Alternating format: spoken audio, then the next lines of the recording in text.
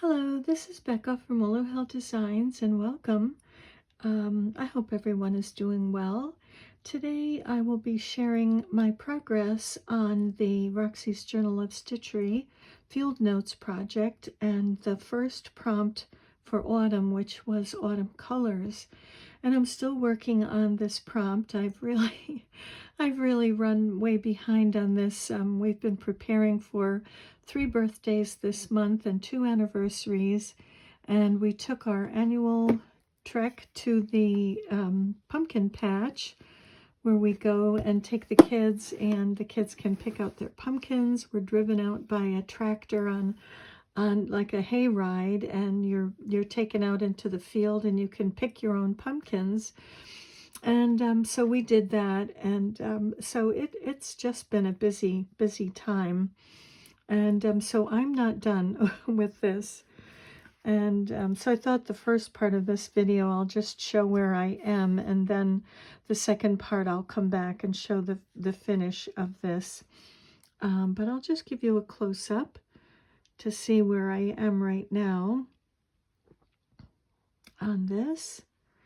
And the first thing that I decided to tackle on this was the excuse me, corn stalks. I thought I would get those out of the way because there was a lot of stitching to do on those.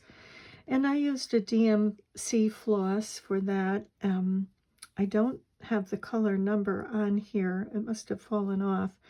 But it's a little bit darker than ecru, and I found it's a perfect color for these corn stalks. Every time I look at this page, I feel fall.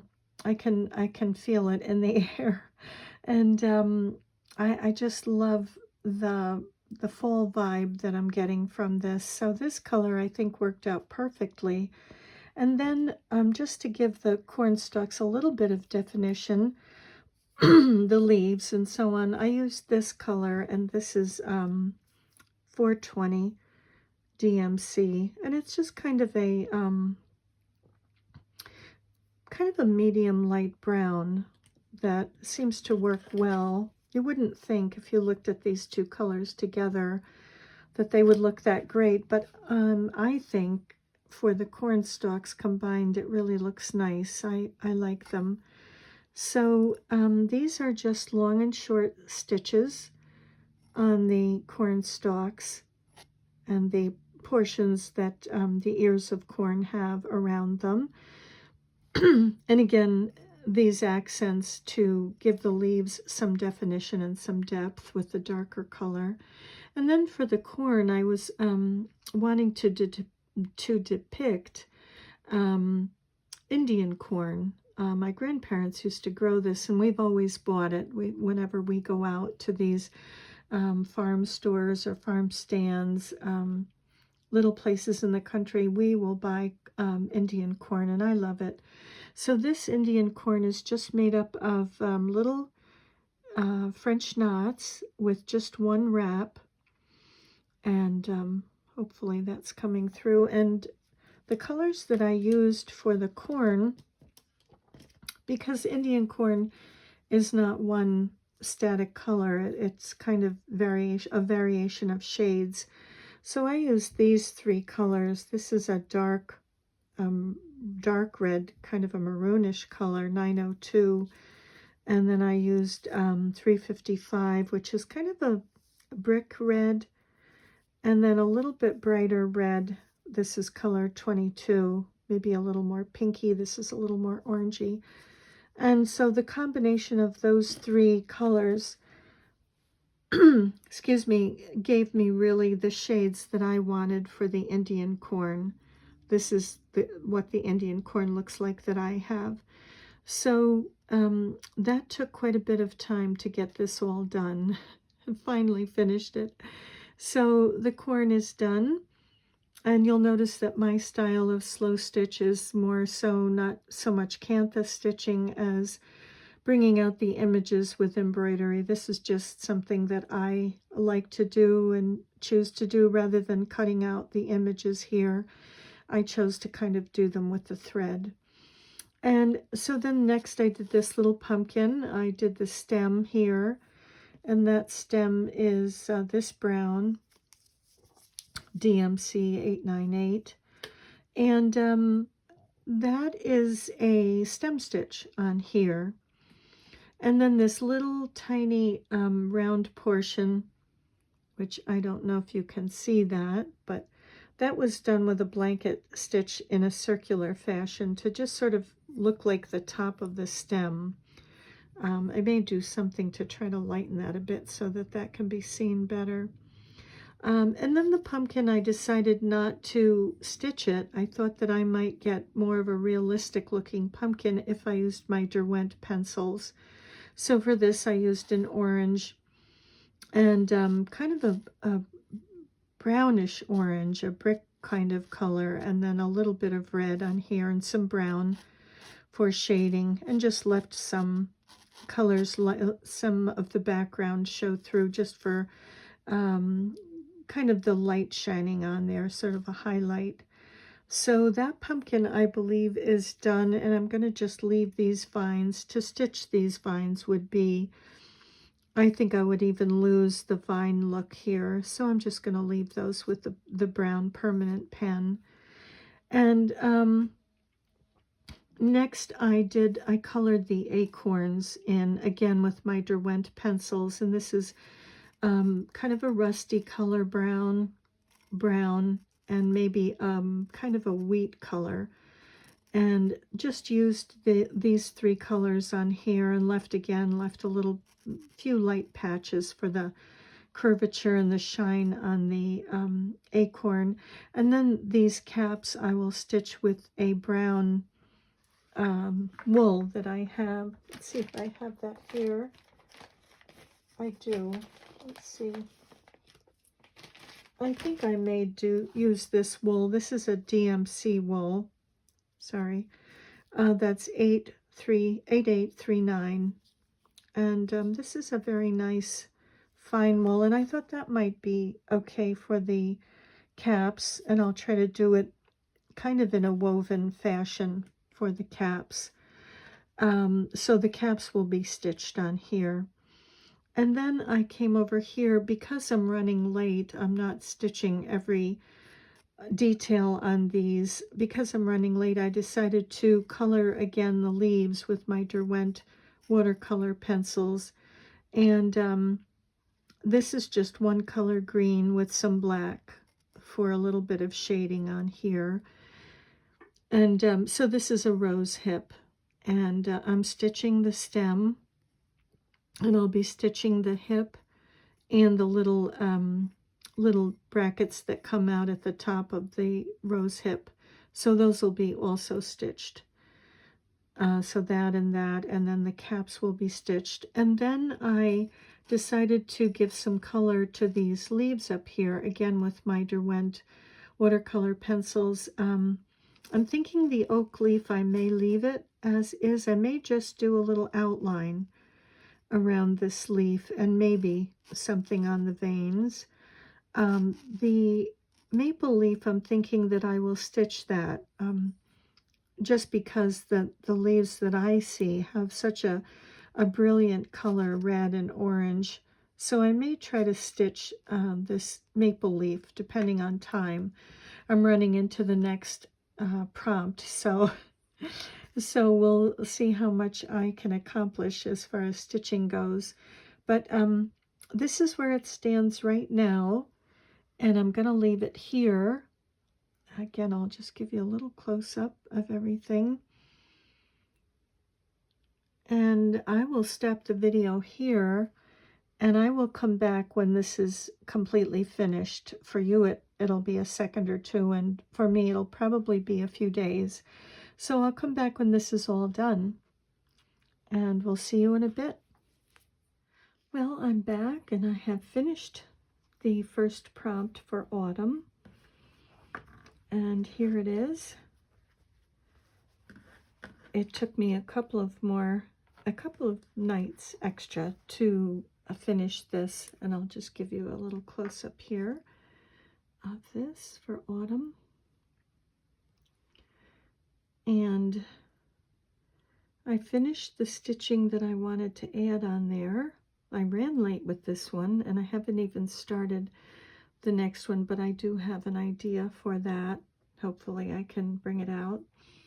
But so in the first part of the video, I showed that the corn stalks, the Indian corn, that was all stitched and done. And the pumpkin, again, this is the Derwent watercolor pencils, and this is stitched.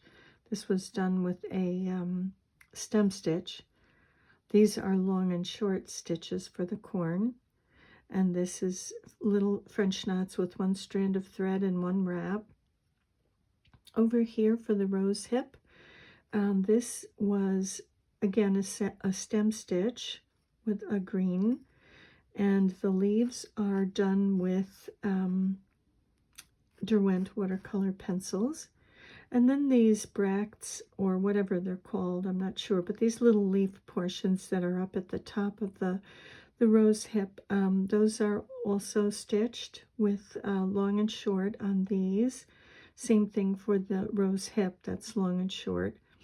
And a messy French knot up at the top for the little dark portion at the top, kind of like a little, not a seed, but just a little thing at the end of the rose hip.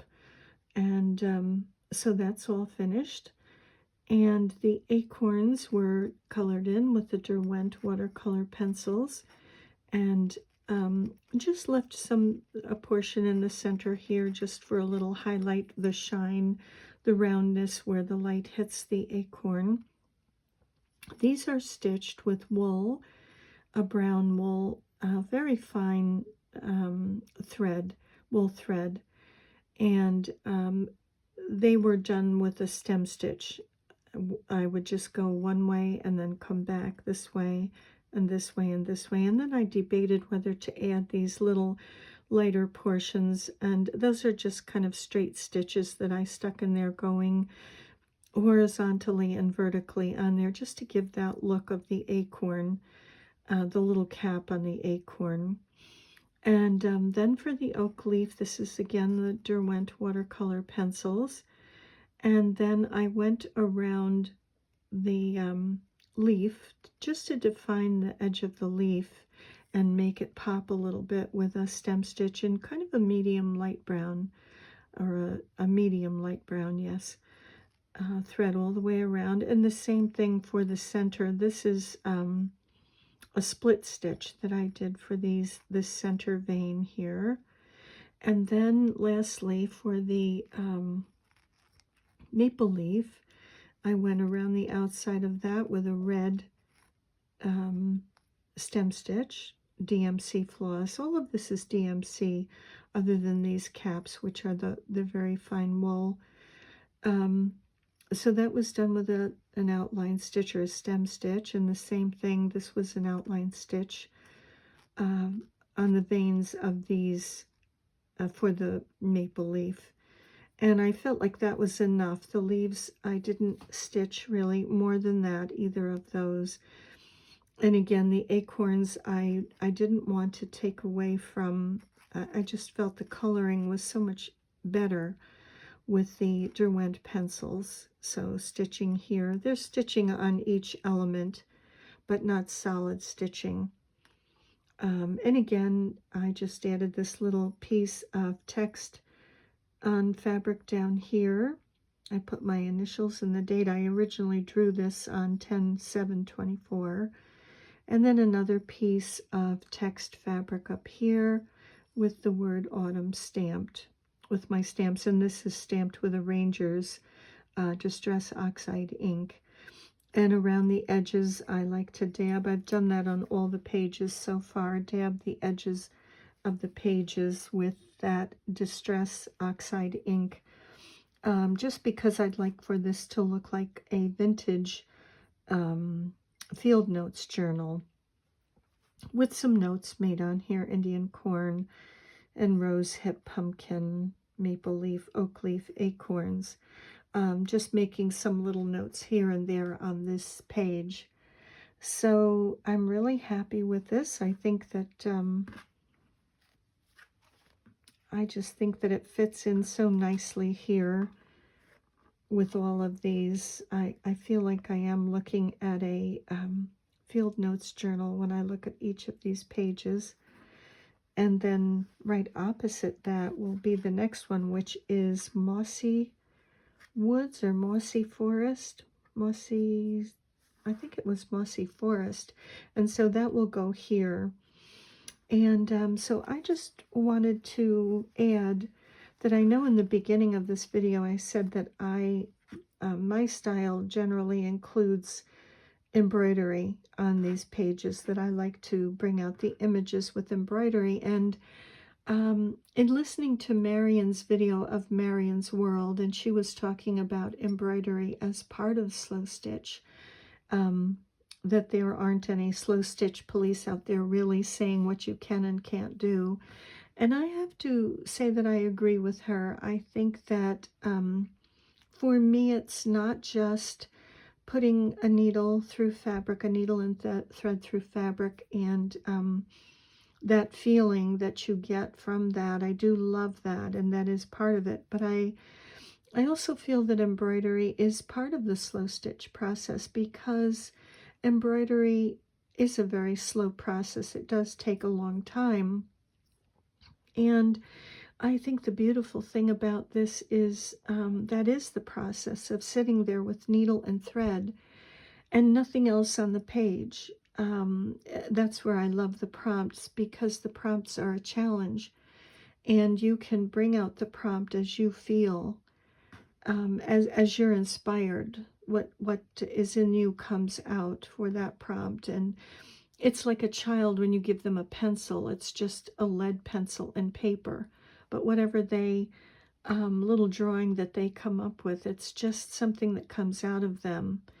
And to me, that's what slow stitch is. There's no pattern, like say there would be with cross stitch, which I love. I love cross stitch. I think it's beautiful. And I do little bits of that when I have time, but quilting is my main love, and slow stitching. But just as there is no pattern, I think that is the process.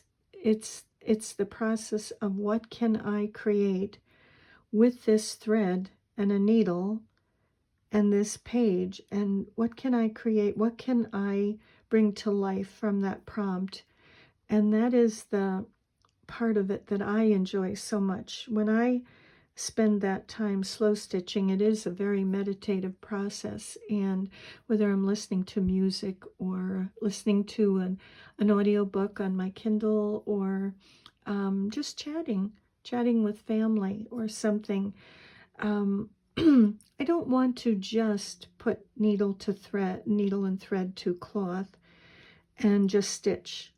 I want to actually create something, something that I can look back on and that I feel is beautiful. And of course, we all, whatever we do with our slow stitch, we are creating what we think is beautiful. And I love that. I love to see how everyone interprets a prompt differently. I think that's just, it's just gold to see what everyone does, and how many variations of one theme. How interesting is that? That's why I love this, and I just enjoy it so much. So I just thought I would share that I do agree with Marion. I love her idea that we can consider embroidery part of slow stitching. And again, I did crewel for years, and of course you're following a pattern with crewel. Where this, it's just a blank page. It's just, here's the page, and here's the prompt. What will you create with thread and needle? What will you bring to life? And I love that. I just love the challenge. I love the thought of that. So again, thank you for bearing with me, for sharing my feelings on this, and that I do agree with Marion. And I'll just give you another little close-up here of my page. I happen to love this. This one, I enjoyed it so much because I love fall. Fall is really probably my favorite time of the year. So I just really enjoyed doing this. I should put this under there so it doesn't flop around. But anyway, thank you so much for joining me, and I'm wishing you many blessings, and see you in the next video. Bye for now.